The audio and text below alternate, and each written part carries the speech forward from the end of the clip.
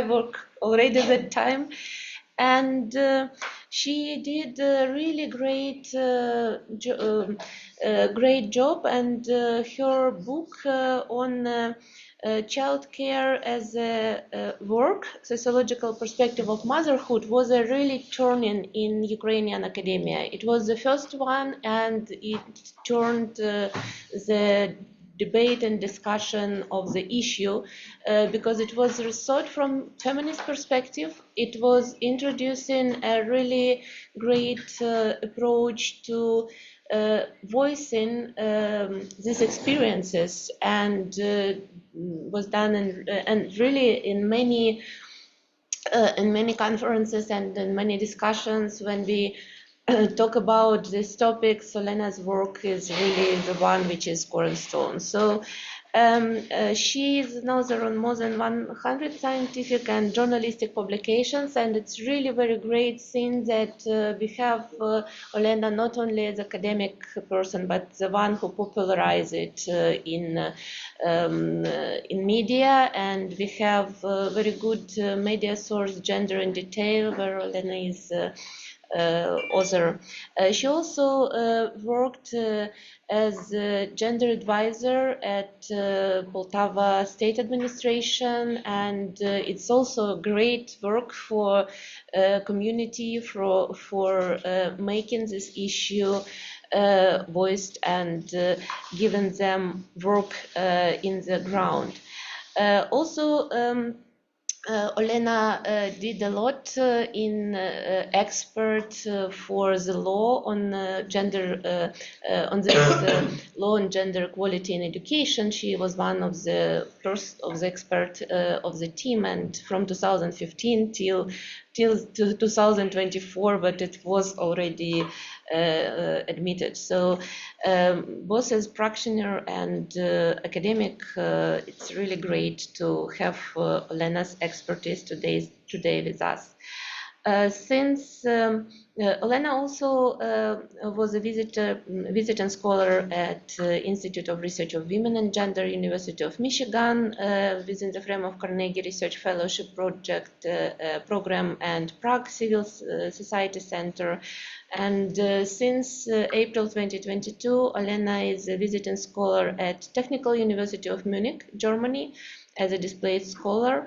And since April 2024, she also a senior researcher at Institute of Sociology, the National Academy of Science of Ukraine.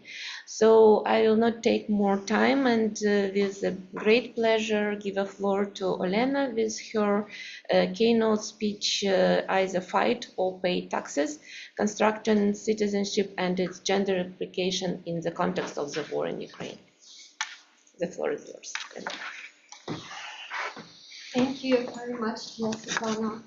And it's my pleasure and honor to present the very first time this paper, which is in progress still in collaboration with great researcher Sarah Phillips from Indiana University, Bloomington. So your comments and ideas are highly welcomed because, again, it's a work in progress. And it's pity because we had a so great discussion about education, but now it will be like a little bit step to other topic about how the new gendered citizenship regime is appearing in Ukraine. On New Year Eve,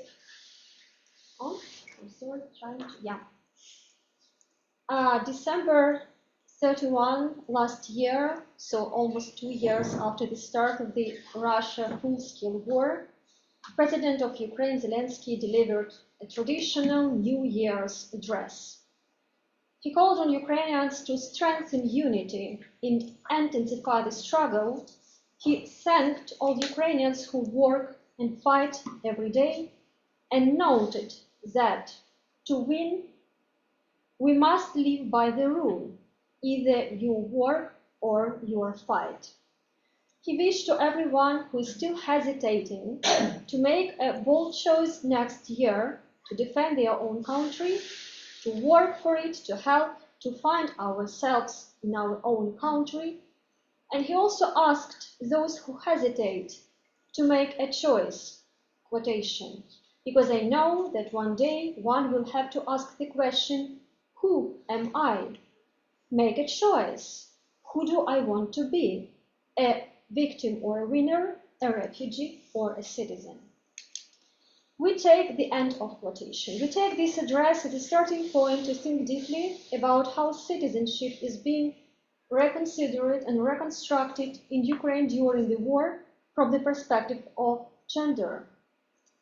Zelensky's address is an eloquent illustration how, in wartime, worthy citizenship is constructed.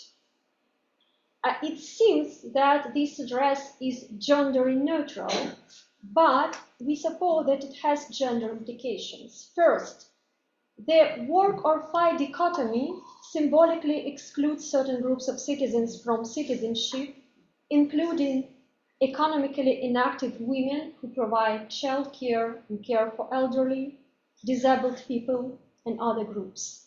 Second, the opposition Zelensky drew between refugees and citizens was mostly likely addressed to men who illegally left the country during the war. But at the same time, such a generalization symbolically attached negative connotations to all war refugees, the vast majority of whom, as we know, are women and children.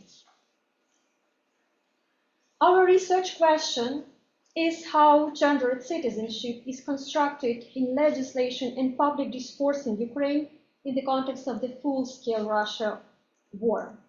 Our sources are laws, as well as public statements, speeches, and interviews of the president, key officials, parliamentarians, opinion makers, related to the topic of mobilization and the role of citizenship.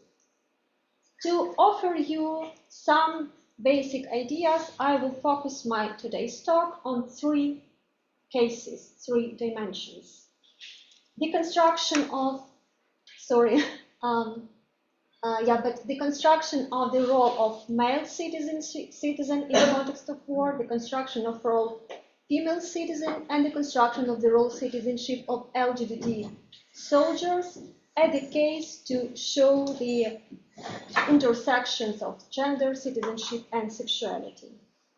And I will touch a little bit as well the class perspective as well in the context of using intersectional perspective.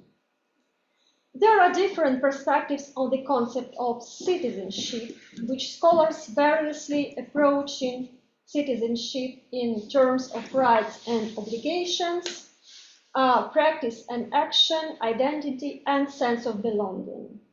In this paper, we understand citizenship as duties primarily related to the defense of the country during the war, around which gender discourses of citizenship are formed. We rely on understanding citizenship as developed from above and as a practice whereby people are able to participate in shaping their society. We also draw some feminist writings that are focused on reflections of classical concept of citizenship and consider how gender built into citizenship regimes, including during wartime. Let me start from the first case. This image is, like sometimes or always it happens in social media, unauthorized, with quotation. Now those who really deserve to live in it are going their lives for Ukraine, which is a symbolic illustration of the concept of men who are defenders for male citizenship. From numerous research, we know that wars and patriarchate are closely interconnected. Gender ideologies are constructed during wartime based on essentialist ideas that men are protectors while women are protected. We know it from many classical feminist work by Yuval Davis and Lois Coburn, Silberg, and others. Constructing the role of male citizens as primary defenders in the Ukrainian legislation is an example of strengthening their traditionalization of gender roles during wartime. The Constitution of Ukraine confers on all citizens, regardless of, well, gender, but in fact, the word sex is used in legislation of Ukraine, the duty to protect the state. Quotation from the Constitution: protection of motherland, independence and territorial integrity of Ukraine, respect for its symbols is the duty of citizens of Ukraine. At the same time, Ukrainian legislation extended responsibilities in relation to military service differentially to citizens based on their sex. Martial law that was implemented immediately after the invasion. Many of you are aware that men ages 18 to 60 are prohibited from leaving the country and they are subject to mobilization. Some groups of men, they are exempt from mobilization and they are allowed to leave the country. For example, those who are unfit for military service due to the health, men who have 3 or more children in the age are up to 18, single men raising a child under the age of 18. I'm sorry.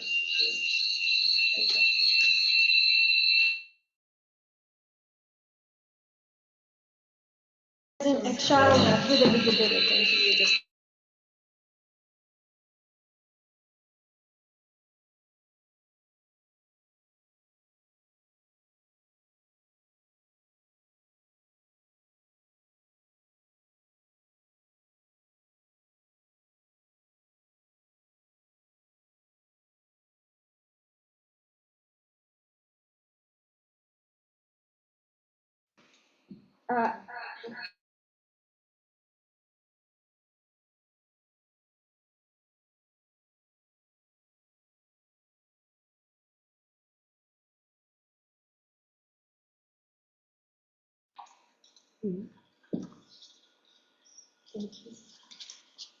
It does not mean that all men are on front lines or in the armed forces of Ukraine. You see some data that now we have a little bit more than 1 million of people working in defense and security sector.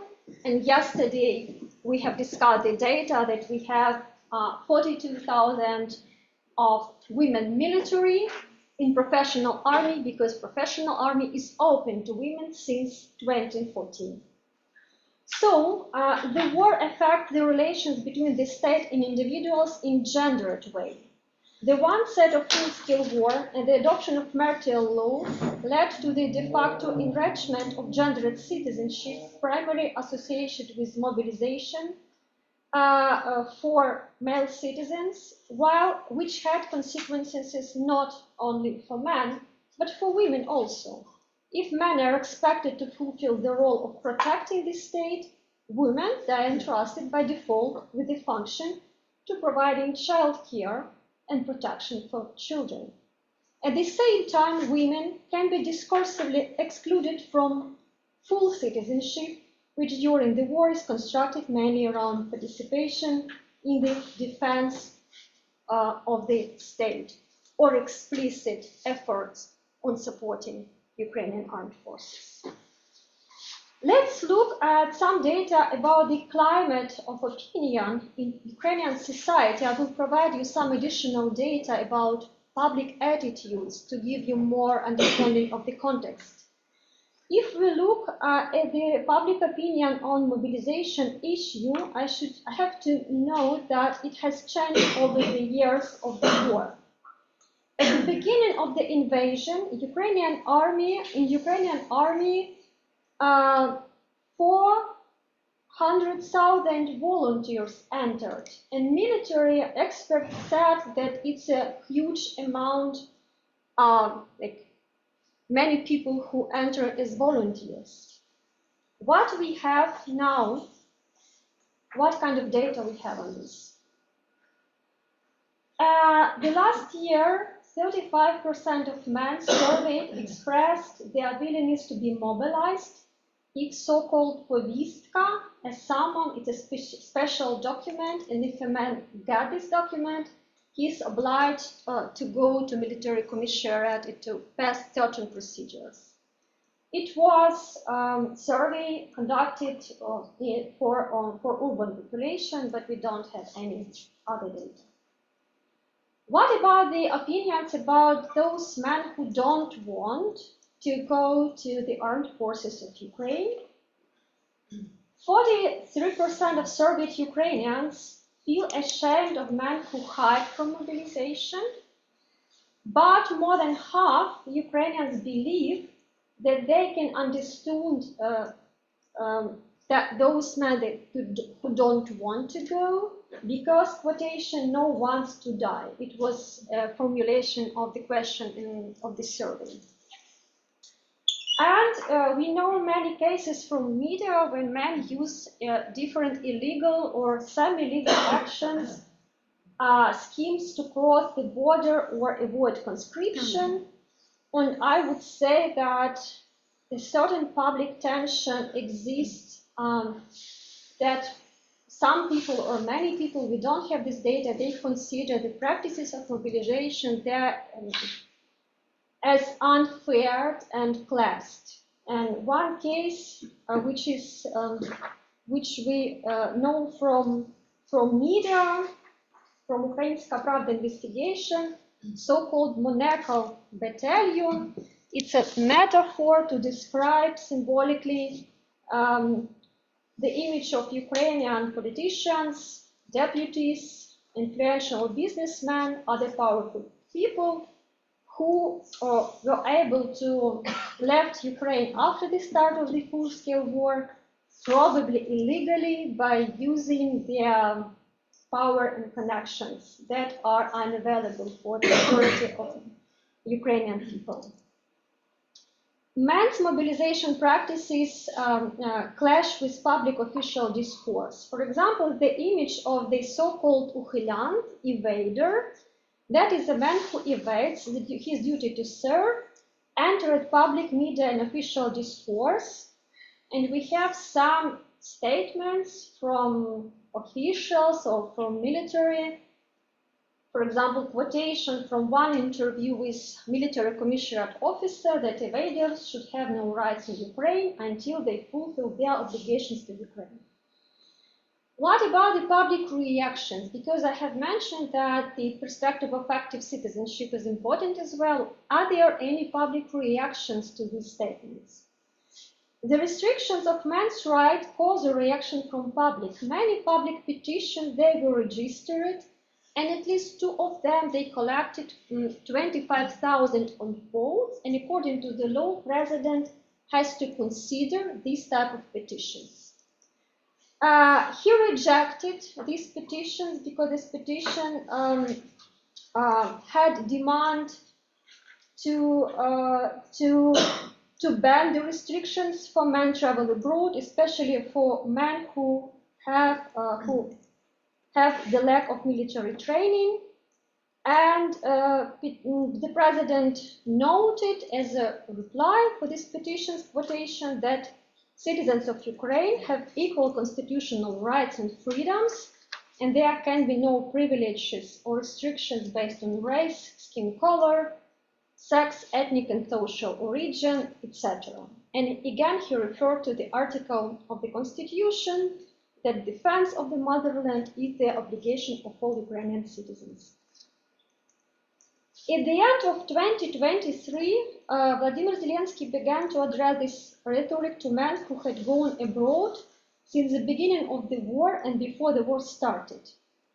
For example, in one interview for journalists on the World Economic Forum, he was asked, does President has any ideas on returning men who are abroad to Ukraine? He said that if you are a quotation, if you are a mobilization age, according to the law, you must be in Ukraine, and from now you will either fight or not fight but work. Therefore, you either work or you fight because the salary of one soldier in the taxes of 6 or 8 people. So this is the same rhetoric from New Year's address. Recently, this image of the evader has become associated with men who are abroad. And we see and hear some irresponsible statements from European Union politicians and from Ukrainian politicians, how they should treat with Ukrainian men refugees, should they try to return them back to Ukraine, etc. Recently, for example, the fifth president of Ukraine, Petro Poroshenko, for example, recently called the German authorities in Germany to stop funding Ukrainian men of mobilization age who are in Germany and start providing this money to Ukrainian army instead. That was his recent statement. And this rhetoric recently, because Andrei mentioned this case yesterday, and I would like to follow this discussion, this rhetoric recently turned into action because consular services and issuance of foreign passports for all men in the age 1860 who are abroad, not depending on when and how they left Ukraine, it was postponed till today, because today the new law of mobilization turns into the law and we are waiting for the new procedures. And this measure was interpreted by Minister of Foreign Affairs Kuleba this way. If these people, men who are abroad, believe that someone there far at the front is fighting and giving their life for the state, and someone will sit abroad, but at the same time will receive services from the state, then it does not work. That is why yesterday I instructed to take measures to restore fair treatment of men of mobilization age in Ukraine and abroad. It will be fair. Kuleba commented this step.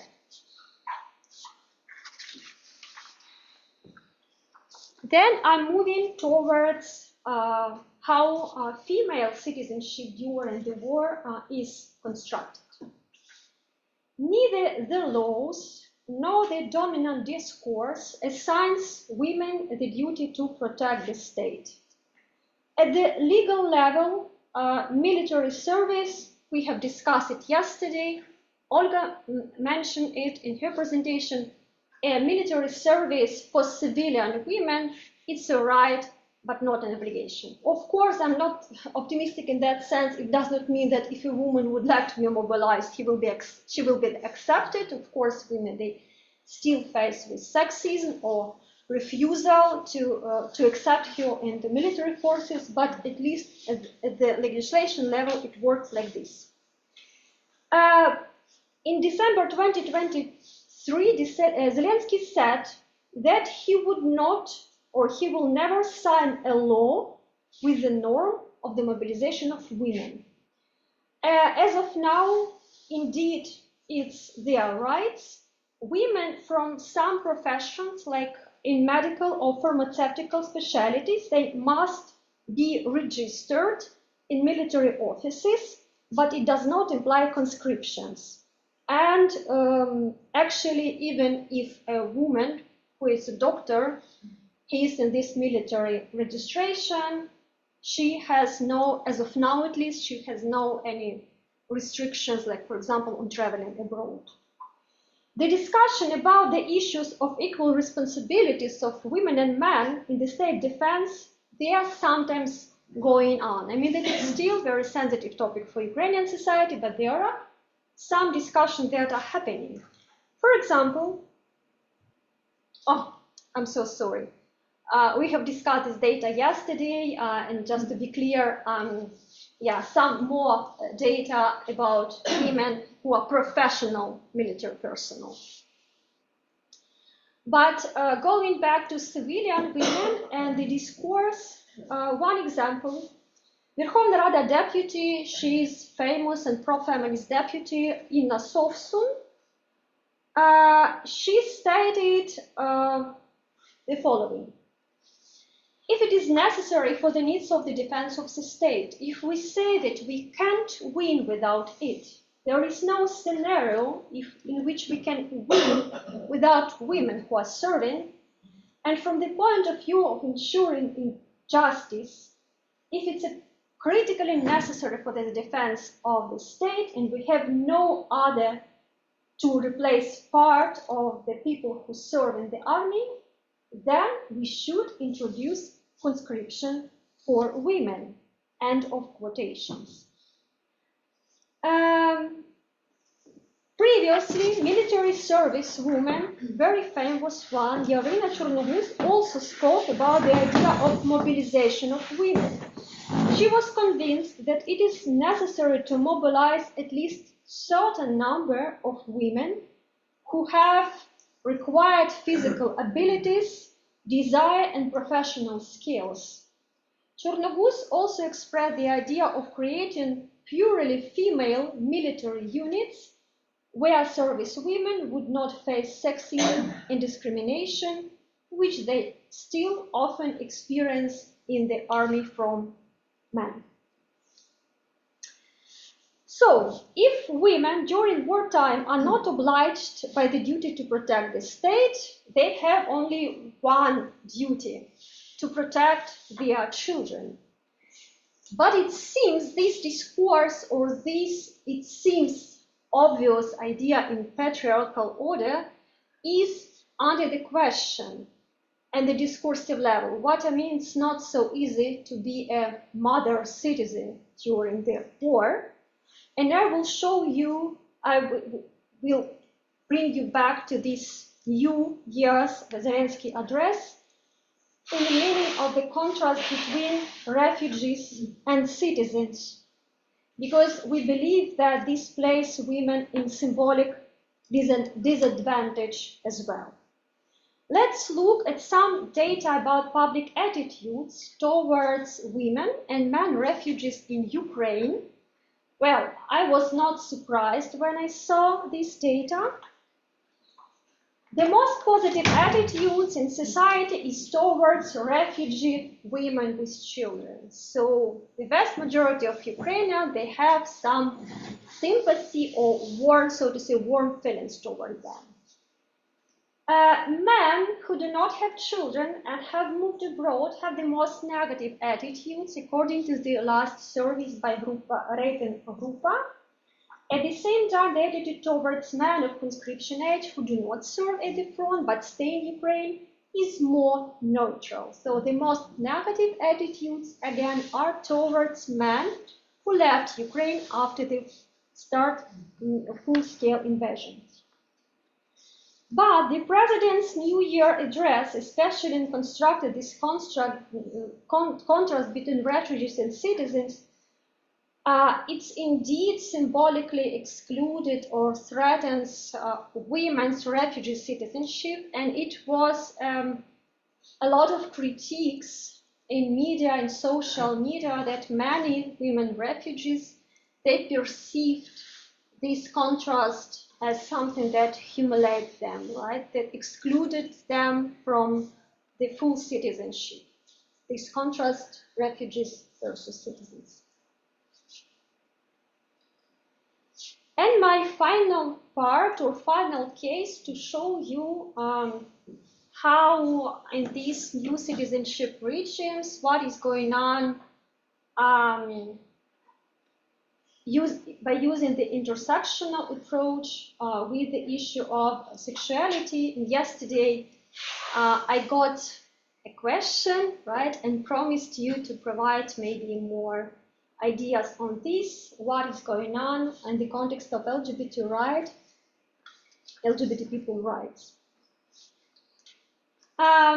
Since the beginning of the full-scale war, Ukrainian society has become more positively, predisposed to LGBT people and their equal rights. We have many different data that show us these positive dynamics. I don't mean that, I mean that some part or a lot of people, they still don't support the idea of equal marriages for LGBT people, but anyway, we're dealing with positive dynamics by different data.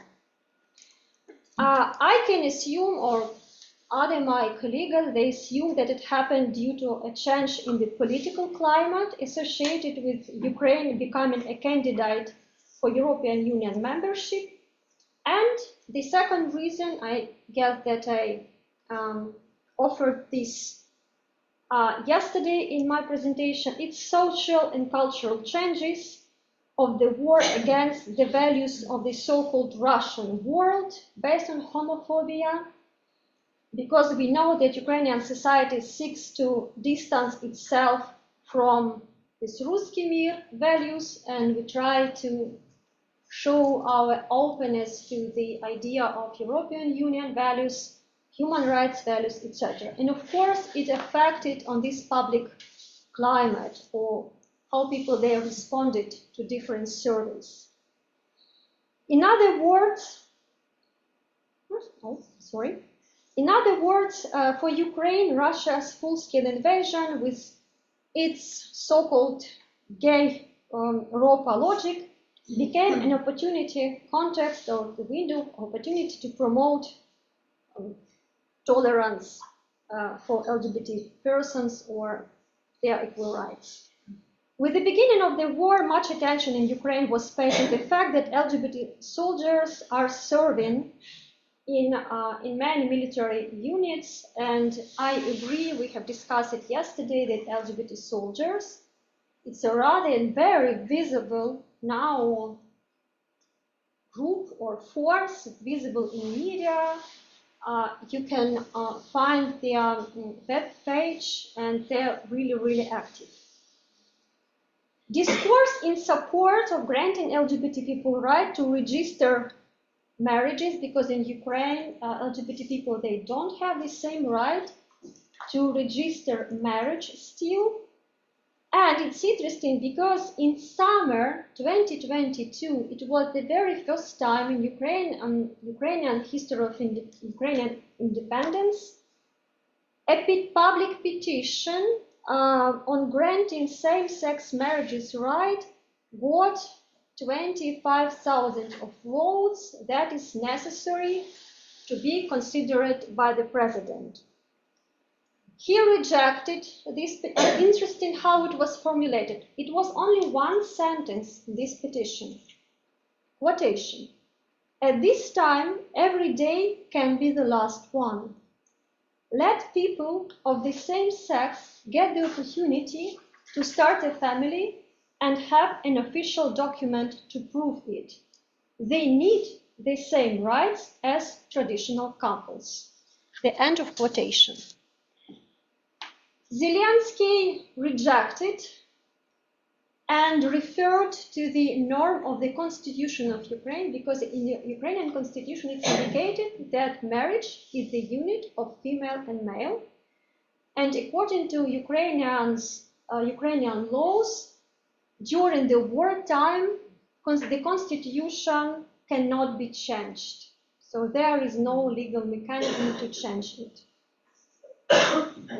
Then, in March 2023, a member of parliament, I have mentioned here, Inna Sovsun, introduced a bill to legally recognize same-sex civil partnership, not marriages, but civil partnership in Ukraine. In her tweets about this bill, she justified for granting such rights was based not on the right of a citizen of the country by default, but through the legitimization of LGBT people's participation in the army. She said the following, quotation, Ukrainians can no longer wait for equality. We must do it immediately. LGBT Ukrainians deserve to have a family. Every day can be their last, just like for many other Ukrainians. In public discourse, it's interesting because to promote this agenda of granting the same rights for LGBT people, many activists, they referred to the fact that indeed many open LGBT people, they now serve in the Ukrainian army. For example, Timur Levchuk, a well-known LGBT activist, stated, quotation, a person who is now in the army, who puts their life on the line to protect the country, has every moral right to demand equal rights. So what we see here this narrative, of course, might be beneficial for promoting this agenda of the same rights by justifying that many LGBT people, they serve in the Ukrainian army. But at the same time, at the symbolical level, it discursively excluded those who actually do not fight, right?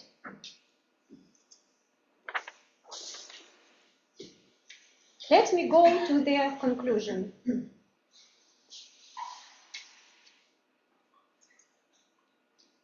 I will show you this slide. Thank you. and provide you some my conclusions. As we see, participation in the state defense in Ukraine, it's not surprising thing for the war-torn society, becomes an important marker of the discursive construction of the image of a worthy citizen, from which a considerable number of citizens are symbolically excluded. Men who do not serve, women, the elderly people, refugees, people with disabilities. Given that Ukrainian society assigns for the military a special role in the post-war development of the country, we have this data. This also means that representatives of these groups that I have mentioned will very likely be marginalized in the future as well, especially in post-war development or their political representations of their demands and rights. At the same time, I understand that it's the most my pessimistic talk over the last 2 years, and I don't want to make this, to say or to leave this understanding that, okay, this is only the part of very complex Ukrainian reality. That's my point.